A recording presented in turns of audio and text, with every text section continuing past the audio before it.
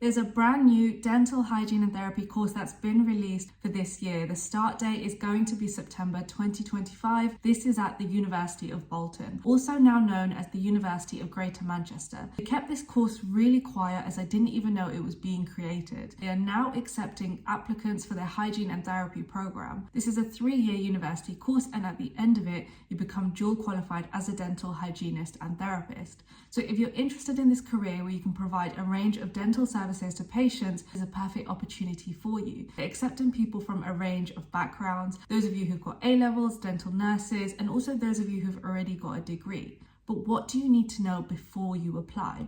This is a brand new course that's been created, so it's still subject to approval. The university has put it together, created this brand new course, and it's going to be similar to other hygiene and therapy programs that are out there. So ideally the course will get approved and go ahead, but at the moment it's still subject to approval, so you can apply for it, but there is that small possibility the course will either not go ahead or there might be delays as well. So that's something to be aware of. When a brand new course is created, the first step is university approval. So that's where the university says, okay, we're happy with this, meets our guidelines, this can go ahead. The second approval is by the GDC, the General Dental Council. The General Dental Council comes in when the first cohort of hygiene and therapy students qualify. So at the end of the 3 years, they assess the course and make sure it's aligned with their GDC principles. These professionals can go ahead and become GDC registered dental hygienists and therapists. Obviously that carries some risk to it. There is that possibility that the GDC comes in and says, we're not happy with this, you need to implement a new clinical placement, or you need to cover this topic which hasn't already been covered. Now bear in mind the university would have created this course very closely in line with the GDC standards, and they would have created it in a way that follows similar principles to what other hygiene and therapy programs have already done.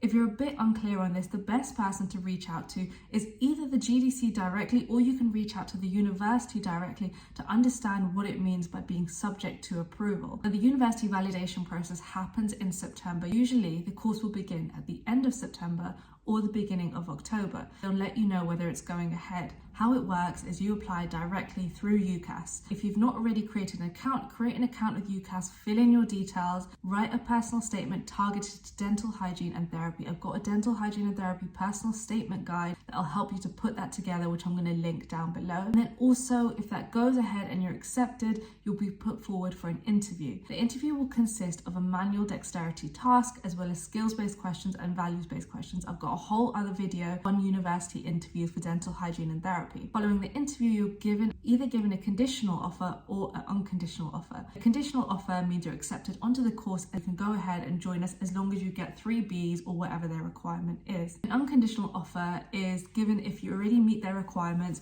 For example, if you've already got a degree and they're happy with it, they're happy with your grade, then they'll put you forward and give you an unconditional offer.